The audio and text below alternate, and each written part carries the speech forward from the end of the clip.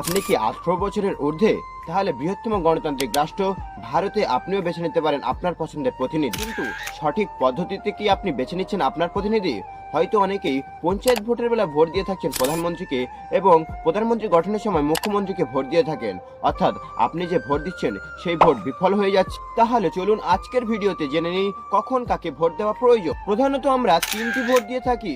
এই 3টি ভোট আমরা বিভিন্ন সময় আলাদা আলাদা ব্যক্তিকে এবং আলাদা আলাদা সময় প্রত্যেক 5 বছর পরে পরে দিয়ে থাকি। সেগুলি হলো প্রথমত লোকসভা ভোট।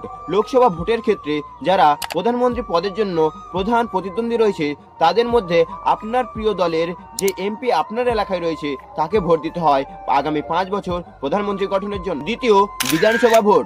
বিধানসভা ভোটের ক্ষেত্রে আপনি যে রাজ্যে রয়েছেন সেই রাজ্যের মুখ্যমন্ত্রী নির্বাচনের জন্য যে দলগুলি প্রধান প্রতিদ্বন্দ্বিতায় রয়েছে সেই আপনার পছন্দের দলের মধ্যে একজন যে এমএলএ আপনার এলাকায় রয়েছে সেই এমএলএ কে ভোট দিতে হয়। সর্বশেষ পঞ্চায়েত ভোট। পঞ্চায়েত ভোটের ক্ষেত্রে আপনার পছন্দের যে দল রয়েছে সেই সমস্ত দলের মধ্যে যে প্রিয় দল আপনার রয়েছে সেই দলের যে সদস্য আপনার পঞ্চায়েত বুথে দাঁড়িয়েছে ভোটের জন্য তাকে ভোট দিন। মনে রাখবেন, আপনার দেওয়া ভোট নিয়ন্ত্রণ করবে আগামী 5 বছর আপনার ভবিষ্যৎ।